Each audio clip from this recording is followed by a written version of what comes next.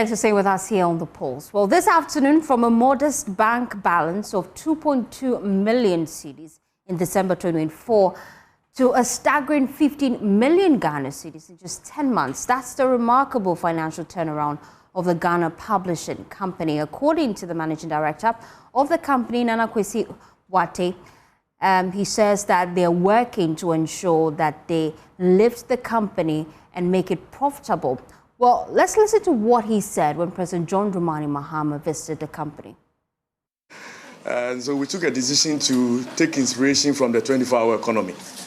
And I met management and gave them ultimatums that in 3 weeks, we're starting a night shift, which made it 2 shifts to be able to cut the numbers and make it useful. Otherwise, we were supposed to sack 100 people. Lo and behold, we did. And it is the best thing that, in my opinion, has happened to this company. Gazettes that were taking 8 weeks now started coming in 3 weeks. And we're able to introduce a 24-hour Gazette turnaround. So if you came today, you could get it tomorrow. It gave us avenue to take a little more revenue. And since then, the revenues have improved drastically. We've been able to, based on that, done a few things. We've opened up a new digital press center, fully furnished from a completely non-existing facility, a warehouse. And the financials of the company has also significantly improved.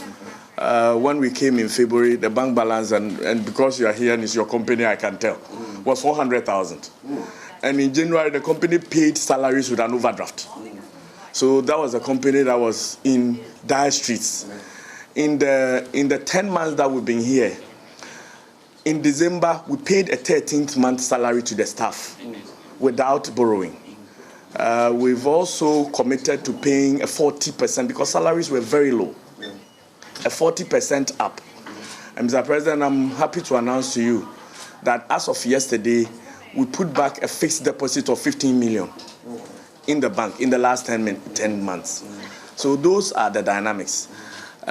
We are very optimistic, having also tooled the place significantly, that if we've got enough government job, and so far we're getting some jobs, but if we've got government jobs, GES jobs, and with a lot of commitment, we'll be able to do it.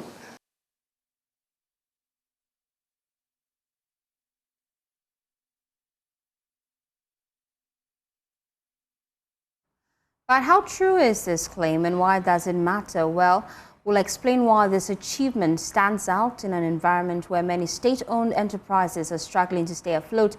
Let's take a closer look at the company's financial picture. Caleb Ziblim from our research desk joins me in the studio to break down the company's financial performance. Caleb, what do we know based on our findings?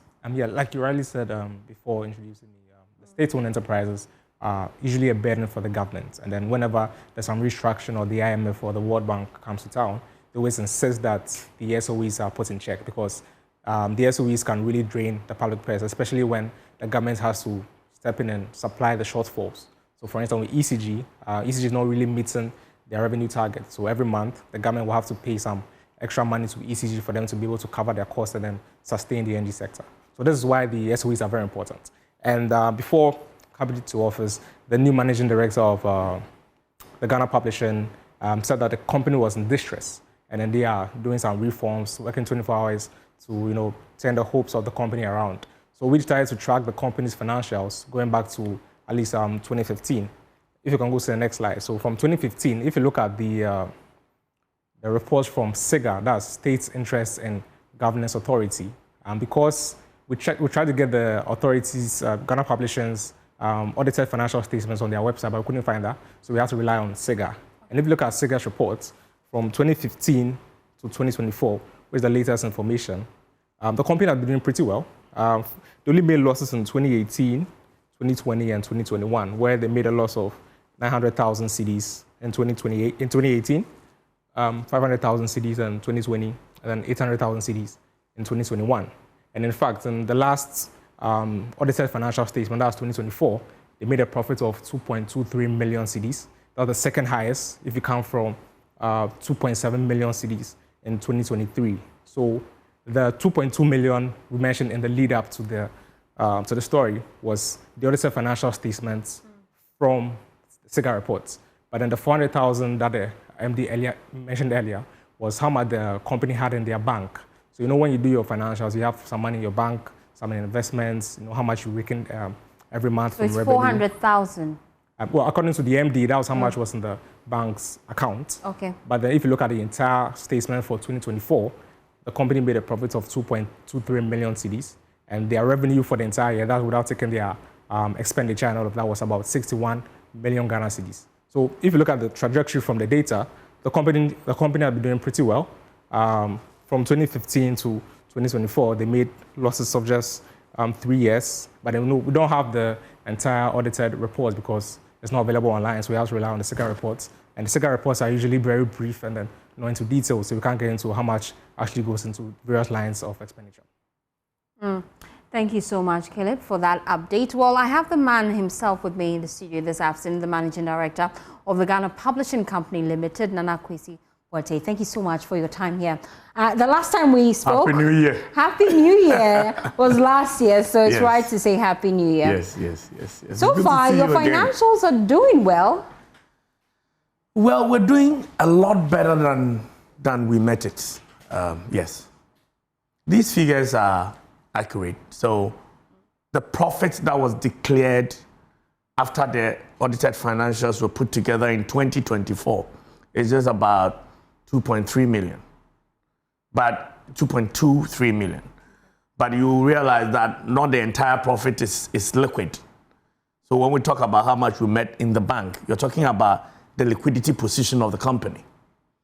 And at the time when we took office in February, the actual cash that was in bank is what I told the president. And you see, let me put this in context. When the president visits you in the company, it is important to give him the very accurate state of the company. It's his company.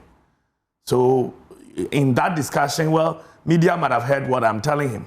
But for me, it's MD briefing his president. And the fact is that when we went to the office, there was 400,000 cedis. How that became the case is a whole different case. And today, in spite of all the things we've done, or, buying a new company vehicle for the company, setting up a digital press, renovating the entire structure, we have a fixed deposit of 15 million Ghana cedis. That is fixed deposit. So you take that money into an investment and the company is still running. But you remember that 2025 has just ended and the financials have not been audited. So the company's profitability will not yet be known. But I'm telling you about the liquidity position of the company. But I'm just looking at the SIGA report, and it shows that it posted a net profit of 2.23 That was for million 2024. cedis. That's for December 24. So how can you describe that company as being in distress? Well, see, you might make profit. And if you have a very bad liquidity position, you will still be in distress. So I was telling the president, our wage bill for every month is more than 400,000, it's more than $1 million. So if you have 400,000 in the bank, you can't pay salaries. That's why you're using the overdrafts? That's why they were using overdrafts. I didn't use overdrafts. Okay. But they were using overdrafts. And yet you have to appreciate that this is a company that, even in December received some additional revenues. We have tenants at CBG, who had paid monies to the company and all of that. And in spite of all of that, the liquidity position was so bad. Now, you might have posted profits, but if you are not liquid, how are you going to pay salaries? How are you going to keep your outgoings? So that is the real problem we had. And now I was stating the liquidity position currently of the company to the president, that in spite of paying 13th month salary, which means that in December we pay salaries twice. And in spite of committing that we would pay a 40% salary increase even this year going forward, we were able to do those commitments because in fixed deposit alone, which is a savings, investment properly so, we had significant money. And the company, to be able to put money in an investment means that This is money you could set aside and still operate the company and remain liquid. That tells you that the company was in good financial health. So these two pictures are very important to juxtapose for every company's financial health. And that was the picture I was trying to paint to the president. And what's the figures we have right now? What's the financial health of the Ghana Publishing Company as we speak? So as I indicated to the president, currently, the company can say that we're liquid enough to have an investment of, something in the regions of 15 million or even more. You have that money seated in your bank account? Not seated in a bank account, in a fixed deposit. Okay. These are not figures you usually would throw about, because then all your other transactions are viewed in that light. Nobody would even give you credit anymore, because but if you're making money, you should let us know you're making money. Yes, but when the president comes, yes, of course, he's entitled to those briefs. Okay. But the point is this, that the company is in very sound financial health right now. And this is what has happened in 10 months. And the reason why we are in this good financial health is because some sacrifices have been made. We started, like I said, a 24-hour shift. When we realized that overstaffing was one of the problems the company had, reason why, we're in bad financial health, we started a 24-hour service, which meant that productivity improved and we're able to now improve revenue. And those are the things, in addition to, of course, being extremely diligent and making sure that we're not wasteful. The 24-hour service that we introduced also gave us room to now use the additional personnel we had, who hitherto were just, extra hands on the payroll, to really put them to use and bring some additional revenue. And these have helped to put the company in the sound financial health that we're discussing. Yes. And currently, as we speak, how much do you owe in debt?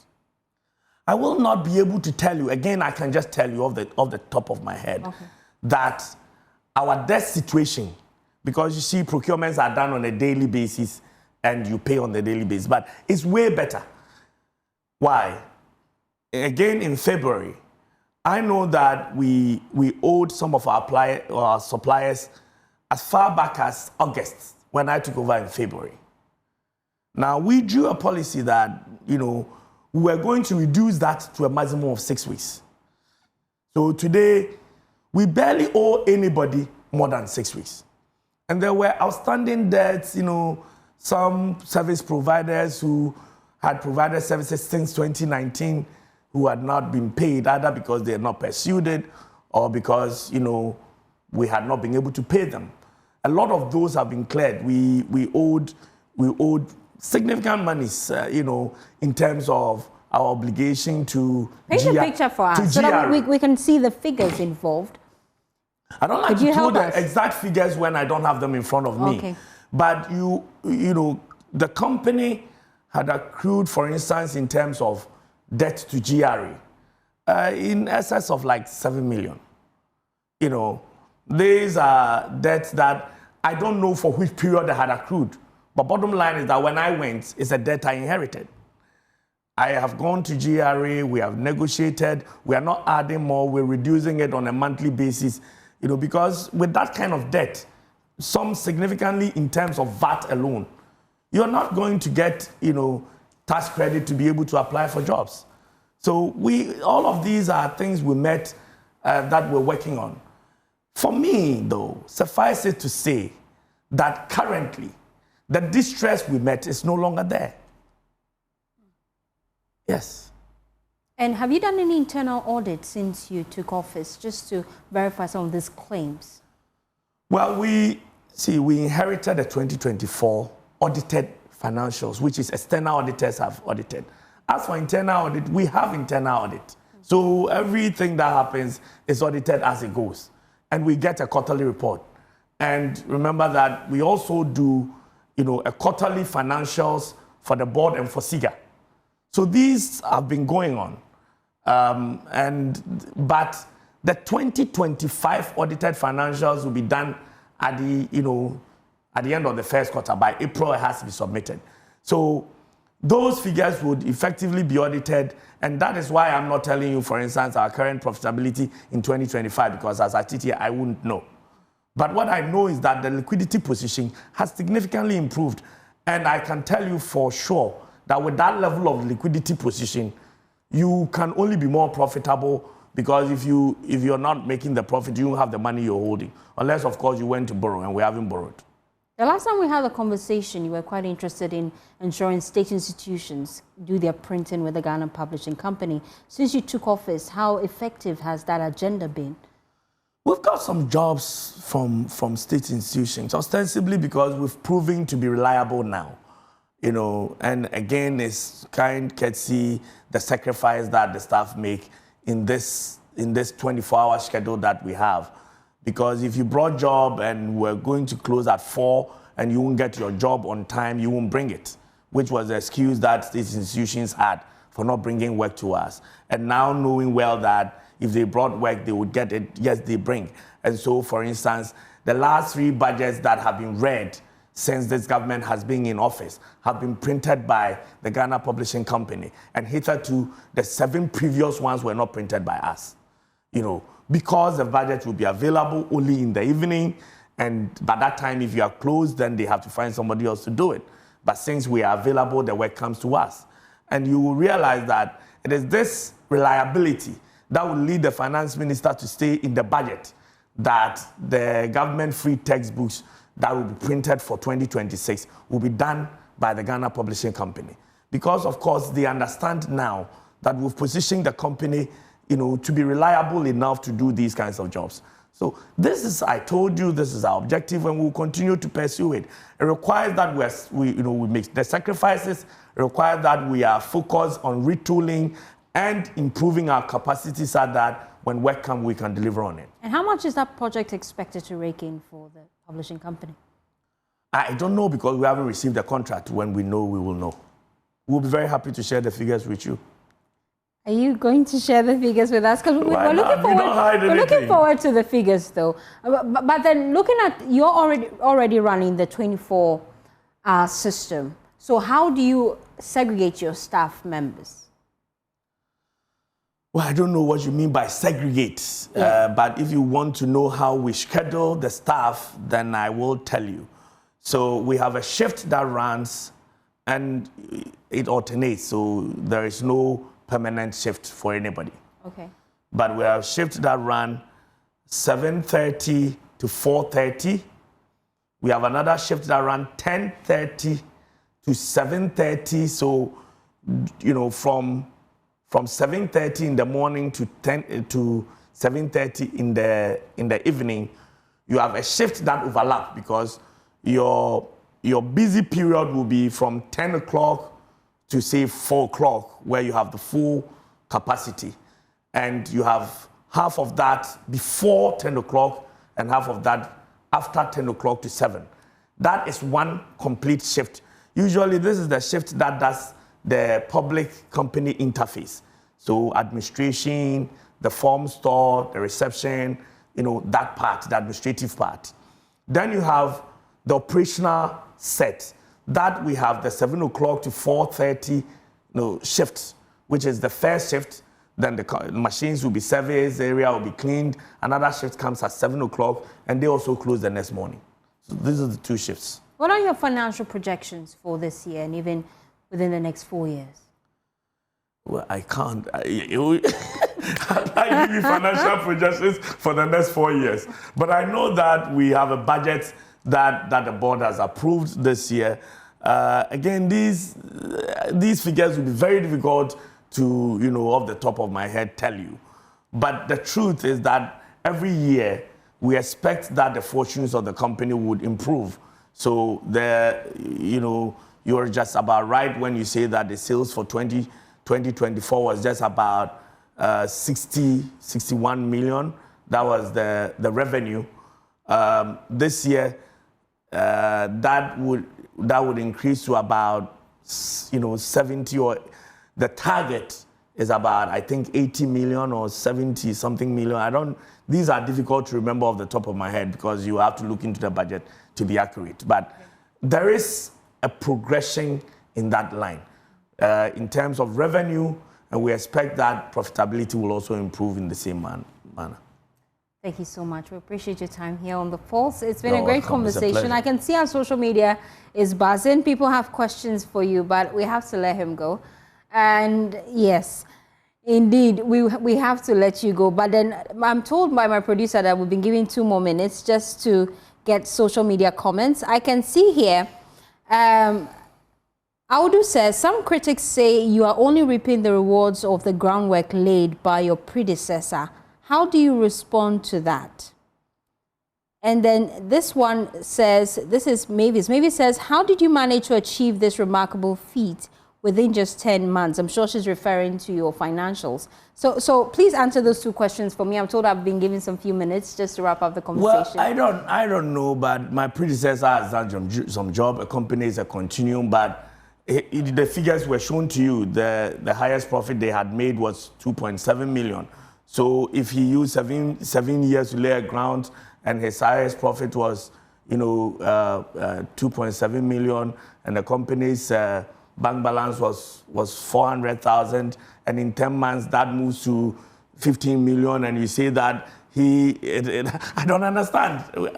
He's not the one who introduced the 24-hour, so he did some job. I won't take credit from him, but I don't know what you mean by I'm ripping the groundwork he did. He did his part. Somebody came before him. There was Mr. David Drake, and nobody has said that he ripped the groundwork done by David Drake. So I will leave that, to whoever and how they want to judge it. How did we achieve it? Like I have said, there's been a lot of sacrifice, the staff coming to work at night, myself going to work at night. We've made sacrifices. We've cut out a lot of things that we felt were wastages. The company has been effectively managed, and it is because there is a commitment to do so. And that is why you see what you see. Thank you so much for your time here on Thank The Pulse. you. We'll be speaking to the MD for the Ghana Publishing Company. You're still watching.